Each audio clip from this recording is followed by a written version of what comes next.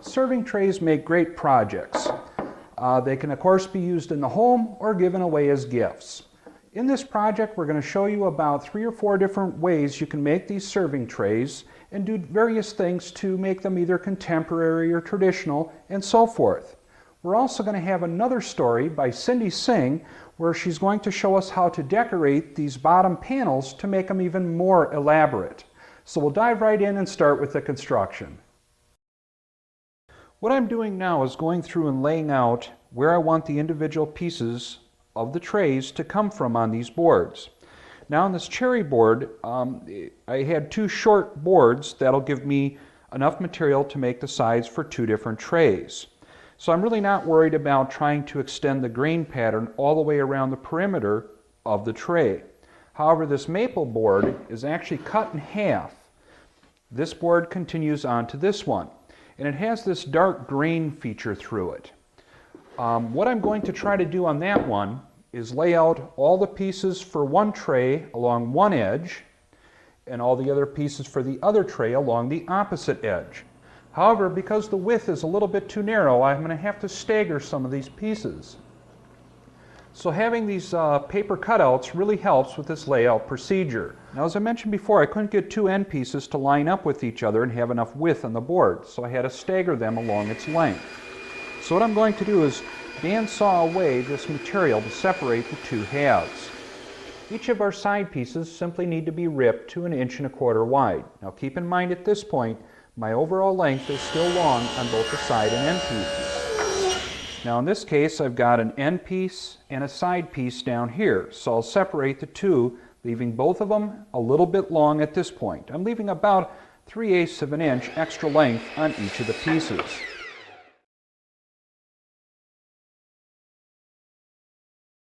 Now at this point, I've got all of my sides ripped to width and cut a little bit extra long. All of my end pieces are ripped approximately to width and cut to their approximate overall length. Now what we need to do is focus on the detailing that we need to do in order to finish machining these end pieces. Now we'll be showing you 3 different styles here, and the first one we'll attack is the very simple oval shaped one. Now to help us along the way with detailing out these end pieces, I want to make a template, and that template will be used to lay out these locations for the details, the curves and so forth, and perhaps even use it as a template for detail routing or template routing. Now the first thing that we needed to do was to cut it to the exact width and length of our finished piece. Now we can use our template to draw our shape onto our workpiece. Now there's a couple of different approaches we can take to remove this material. We could use this template as a template on the router table and use a pattern following bit. Now the only problem with that is we're going to be doing an awful lot of directional change relative to the grain on the material. This is somewhat of a small workpiece, and if it grabs, it could be rather dangerous. We could always clamp the work and then use a handheld router, which would increase safety a little bit, but again, there's a good chance we're going to have tear out or chip out, especially on this hard maple.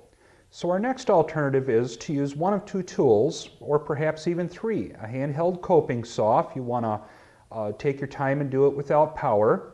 You could use a jigsaw, that would work out fine. Or you could use a bandsaw with about a 1/4 inch wide blade in it, or a scroll saw. I'll come in at an angle here to create a stop cut, then I'll back out and then make my long cut. Again, very carefully guiding the workpiece into the blade, making sure I leave the line. The nice thing about using a scroll saw is it cuts much less aggressively than the bandsaw, so that allows you to take your time and work closely to the line and not violate the pattern that we're trying to cut. You can also make very tight curve cuts much easier here at the scroll saw. On the back of my template, I've affixed some double-faced tape.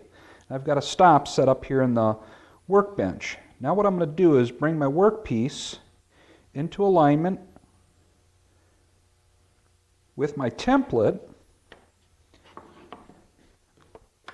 and now I've got a nice guide for drilling out our 7/8 inch diameter holes over at the drill press.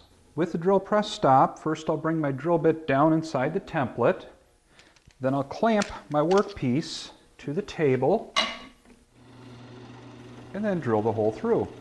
As you can see here, I've just taken a scale and a pencil and created a straight line connecting our two holes. Now here at the scroll saw, we can go ahead and cut away that waste material. Now of course you could also use, again, a coping saw or even a jigsaw. The scroll saw is going to give me the smoothest cut, and that's why I'm choosing this particular tool for this job.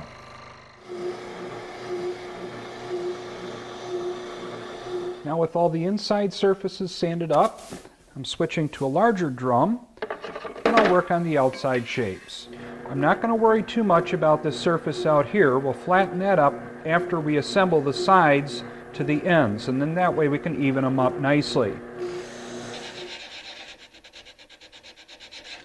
What I'm doing now, I'm trying to flatten out these surfaces on the inside. Now keep in mind that that oscillating spindle sander has a round drum on it, so it's going to be rather difficult to get a nice flat surface along here. So what I've got is one of my file cards. It's nothing more than self-adhesive sandpaper. I've got two different grits, a coarse and a fine, and that allows me to reach in there and sand these areas very easily.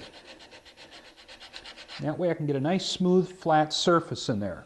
Once I get this detailing done, then what we'll do is put a round over in here so that it's a little bit more comfortable to grab onto. To round over those inside edges of the handhold, I'm using an 1/8 inch round over bit in my handheld router.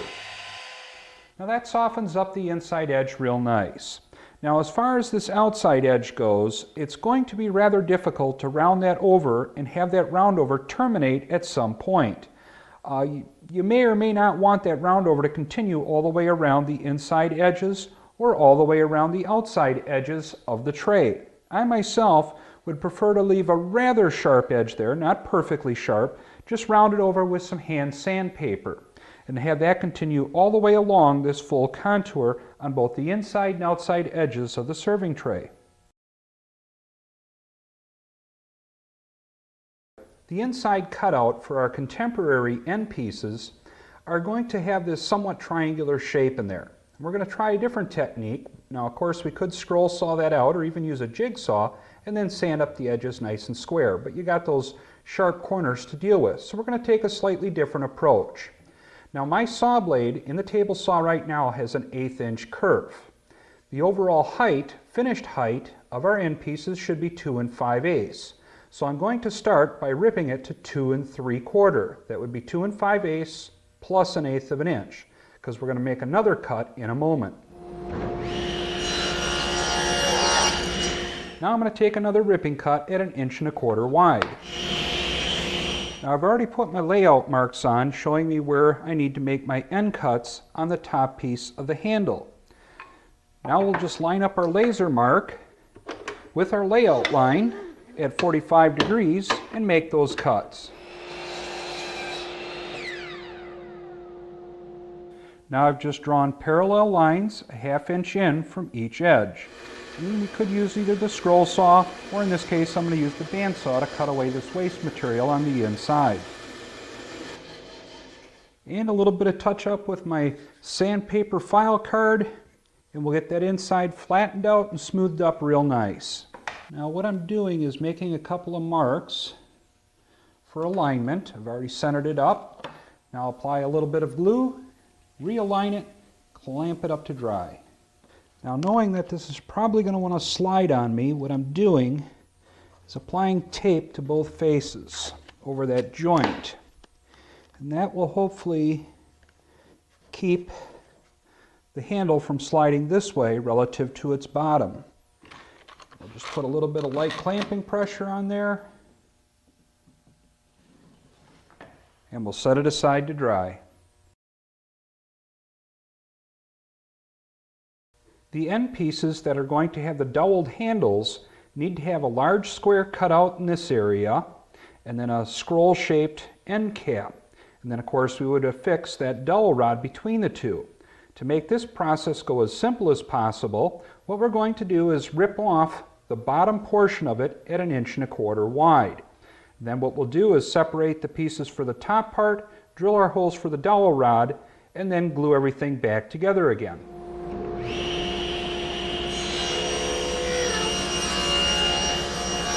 Here's the upper and lower half of our end pieces.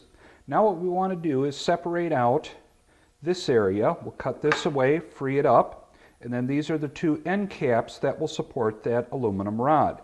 So I'll cut this away kind of rough for now, and then we'll finish up that scroll shape after we glue everything back together.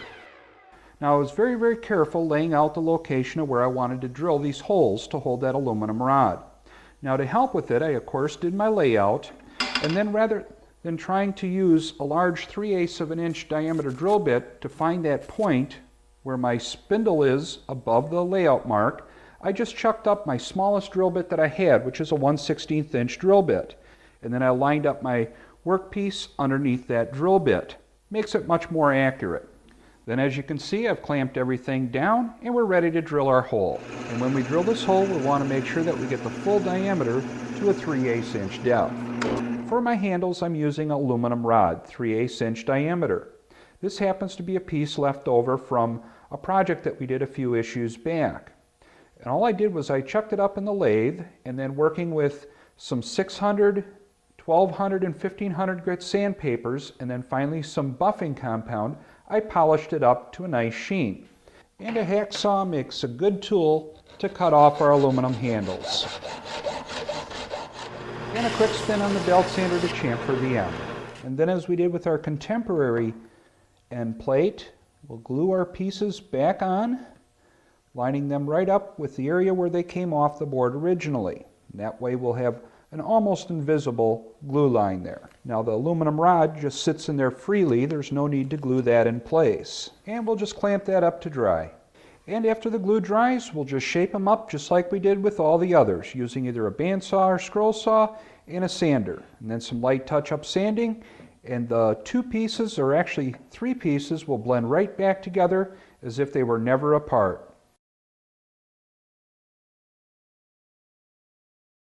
For the tray bottoms, you don't want to use a natural wood product because it's going to be completely encased in that framework. And of course, natural wood comes and goes with seasonal changes.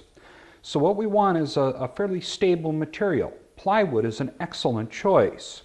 However, getting plywood with two good faces can be a bit of a challenge. If you're not worried about what the bottom of your tray looks like, then it's not a real concern. In my case, I want both the top surface and the bottom surface to have a nice face on it. Now, of course, here is maple, and then this one is babinga. In this panel we actually made quite a while ago for something else. And the core material that I'm using is hardboard, sold under the trade name of masonite. And what we're going to do is apply a sheet of veneer to each face using liquid hide glue as the adhesive, and then put it in our vacuum press to press everything together until the glue takes hold. So what we need to do is cut our veneer to roughly the size of our blank or our core material. Now my core material is about an inch, inch and a quarter oversized from finished size. So what I want to do now is just place it over my veneer, and I'm going to try and center up the pattern of the veneer with our core material. And using a veneer saw, I'll trim my veneer up to the shape of the core material.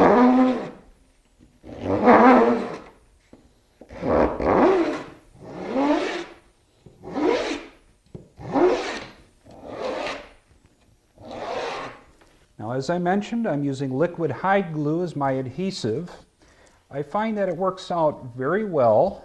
There is one drawback.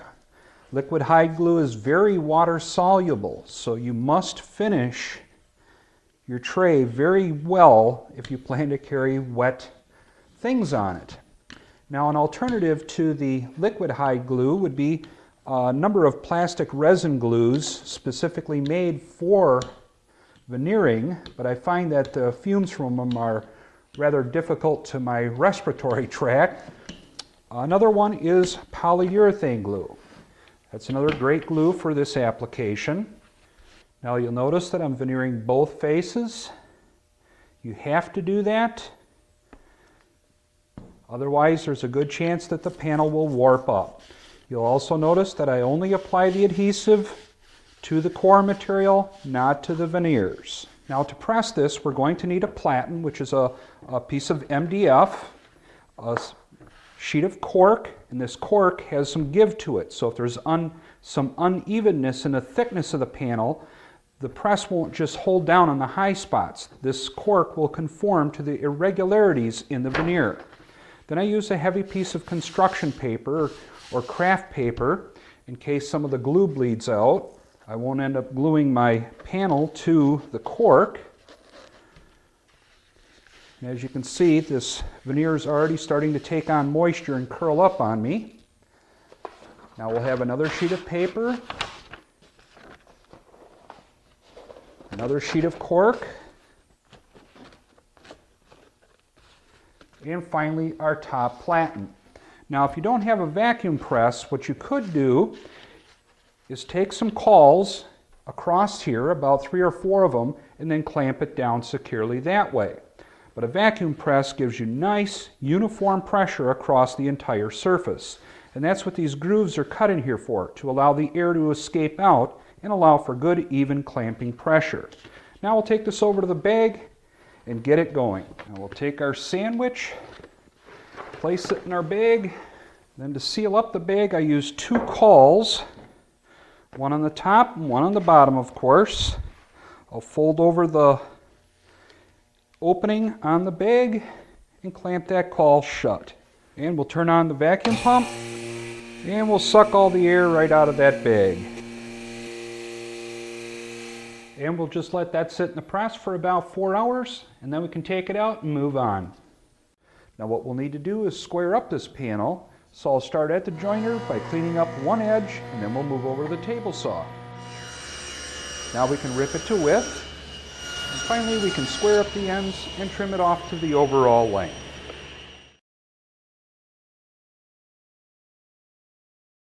The last few steps of our machining operations are common to all the different types of trays. We need to machine a groove that's 1/4 inch wide, 3/16 of an inch deep, and 1/4 inch in from the bottom edge. And that's along the inside faces of the 2 end pieces and 2 sides.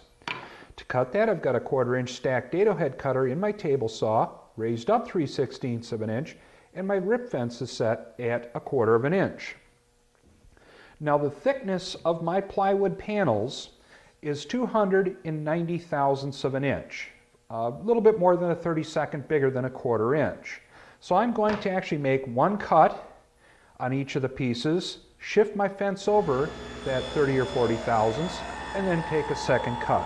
I do like to have my panels fit into these grooves rather snugly. Not so snug that we got to force them on, but snug so that it looks like we took some time to machine it appropriately. Now our last step is to miter the ends of all the pieces. And we want that miter joint to, of course, be good and tight. And that'll require a couple of things to happen. We have to make sure that when we make that miter cut, that it is in fact at a 45-degree angle. Rather than trust the scale on my miter gauge, I like to use a drafting triangle. I find it to be much more precise. So I'll get that set perfect. Then the next aspect to make sure we've got a nice fitting miter joint is that the opposing sides are both of equal length. When I did all my rough cutting, I did make a layout line showing where I wanted the end to be for each of the pieces. And that's so that I keep my handle portion centered along the length. So my first cut will be to trim up one edge at that 45-degree angle on each of the pieces. Now as you can see, I'm lining up a layout mark with the kerf cut in my sacrificial fence.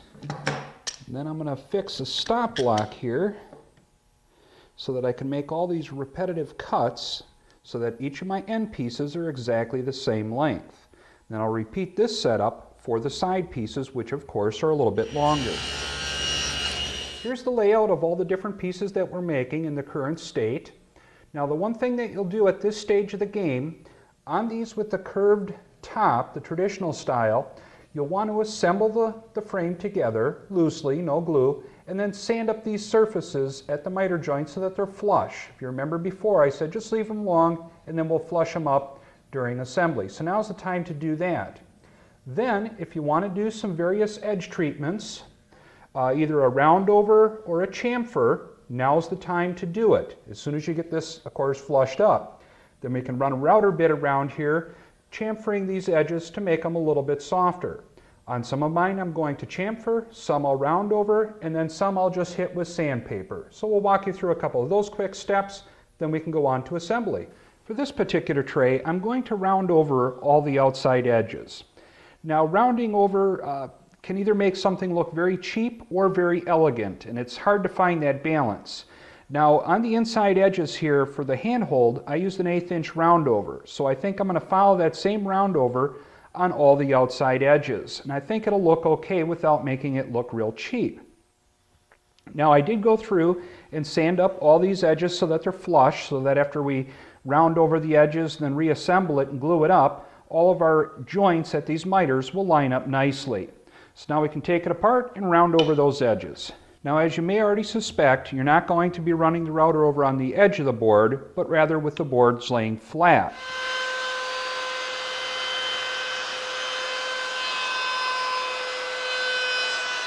Now at this point, I've already gone through and sanded up these surfaces so that they're flush, and I did that with everything assembled.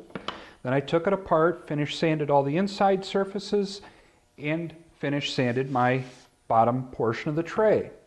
Now we'll be assembling this, and because our panel in the center is a manufactured wood product, we can actually glue it in place.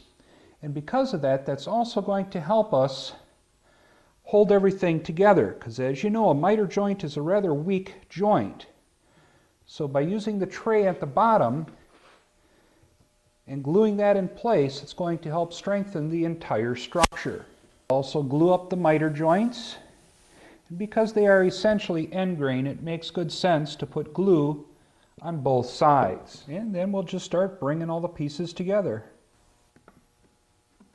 And a band clamp is a good clamp to hold everything together.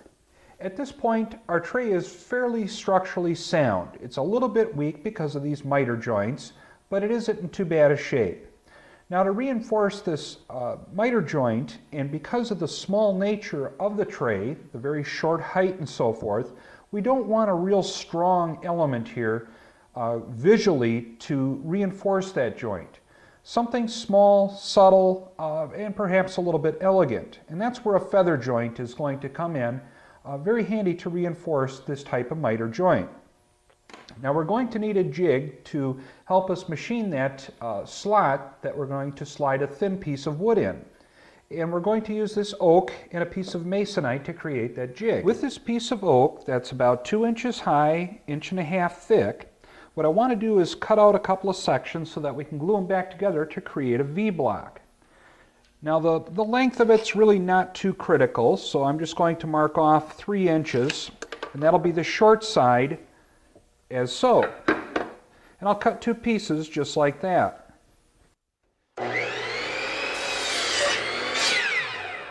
Here's the 2 pieces of oak we just cut, and as you can see, we've got our V-groove there. We're going to attach or sandwich together a couple of pieces of 1/4 inch thick hardboard. You could use plywood if you want. And then once this is all glued up and dried, this will work as a V-block to help us guide our workpiece across the saw blade so we can create those kerf cuts for our feathers. So we're just going to glue this together and let it dry. And that should do it. After the glue dried, I took it out of the clamps, sanded up everything to make sure it's good and flat and so forth, and it's ready for use. It's a very simple jig to use. All we're going to do is place our tray down in the jig like so, and I'm going to use a little block of wood here to help me hold it and keep my fingers away from the saw blade, and we'll just pass it over the saw blade. Now the height, as we come into our miter joint, we don't want to go so far up where it would come out on the inside edge, and we don't want it so shallow that the feather is ineffective. So we're going to measure from that outside edge coming in, and what we want is about, for this particular part, about a 5/8 inch deep cut. So we'll come up 5/8 of an inch on our saw blade height. Now from the end, going from either the bottom up or from the top down, we know we've got support because of the bottom of the tray is glued in, so we've got support down near the bottom edge. Where we want the support is near the top edge, or this reinforcement. Now you could, of course, put it right in the center line, and that would be fine. but for some reason it just looks visually more appealing to offset a feather, either up or down from center. Now you do have to offset it far enough beyond center so that it looks intentional. You don't want it a little bit off center where it looks like a mistake. Now for mine, I'm going to go 3/8 of an inch down from the top. And because we're passing everything over on my jig, with the bottom surface being referenced, that works out to 7/8 of an inch up from the bottom, and I've got a 1/4 inch wall thickness on my masonite, so I've got my rip fence set at 1 1/8 inches.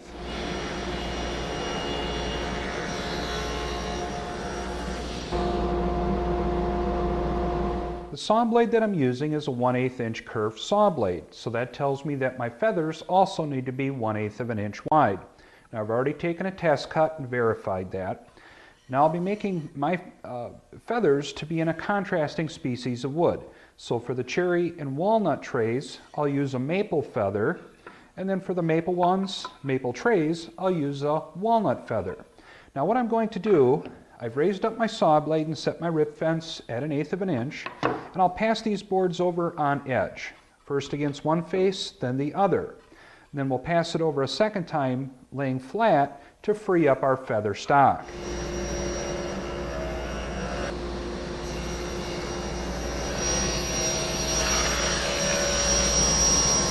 I then stacked my feather stock together, went over the bandsaw and cut them off into small pieces. And these will slide in here like so. We want the grain to run this way. That's what will strengthen that joint. Using some of the material, I just took a piece over at the bandsaw and created this little spoon-shaped device. And that helps me to get the glue in that kerf real easy. And then if needed, tap it in till it hits bottom. Once the glue dries, we'll cut off the excess with a flush trim saw and sand it up nice and smooth.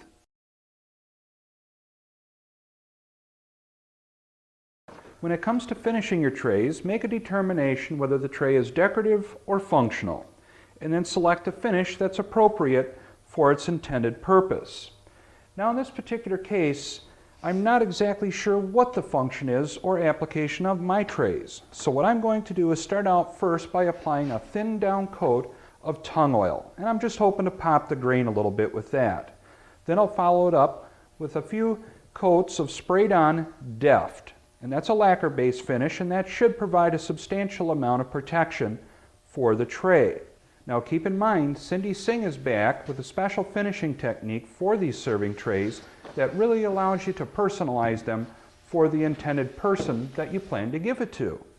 Well, I hope that gives you plenty of good ideas for making your own serving trays, either for your own use or as gifts. I'm Chris DeHut for Woodworking at Home magazine. Thanks for watching.